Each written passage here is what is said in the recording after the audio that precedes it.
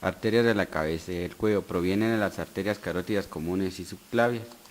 La carótida común derecha se origina del tronco arterial brachiocefálico, que es una rama directa de la aorta. Se subdivide en carótida común derecha y arteria subclavia derecha.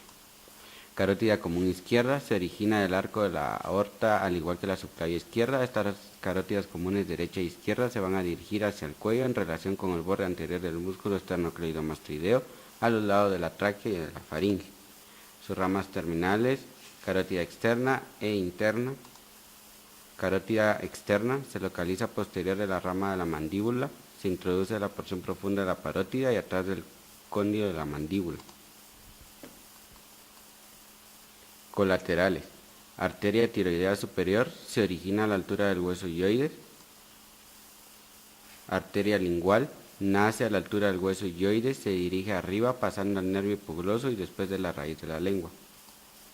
Arteria facial se origina en la cara anterior de la carótida externa, se dirige entonces hacia la comisura de los labios, luego se endereza para recorrer el surco nasolabial y terminar en el ángulo interno del ojo, anastomosándose en la arteria dorsal de la nariz. Arteria occipital nace generalmente de la cara posterior de la arteria carótida externa, se dirige superior, posterior y un poco lateral.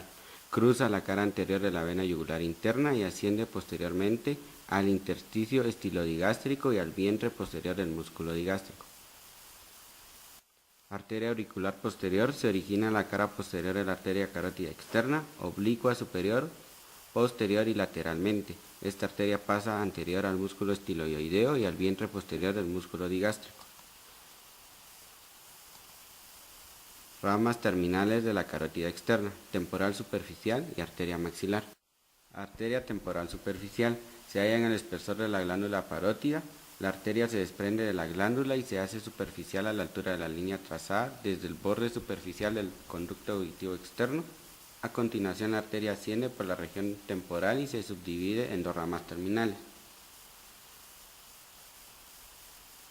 Arteria maxilar, rama de bifurcación media o profunda de la carótida externa, se extiende a través de la fosa infratemporal hasta el agujero esfenopalatino.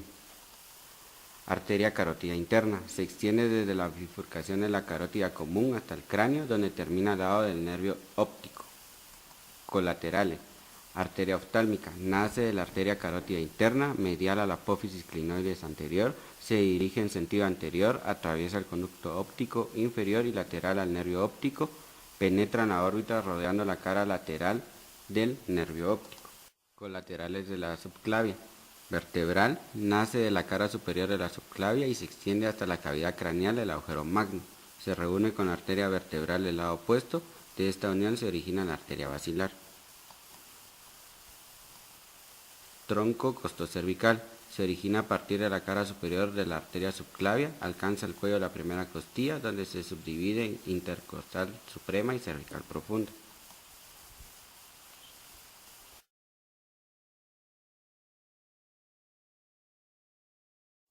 Venas de cabeza y cuello. Se distinguen tres troncos venosos, la yugular interna, yugular externa y yugular anterior. El sistema de la yugular interna se divide en tres partes: el tronco de la vena yugular, los senos de la dura madre y los ramos afluentes de la yugular. El tronco de la vena yugular interna comienza en el agujero rasgado posterior y es prolongación del seno lateral.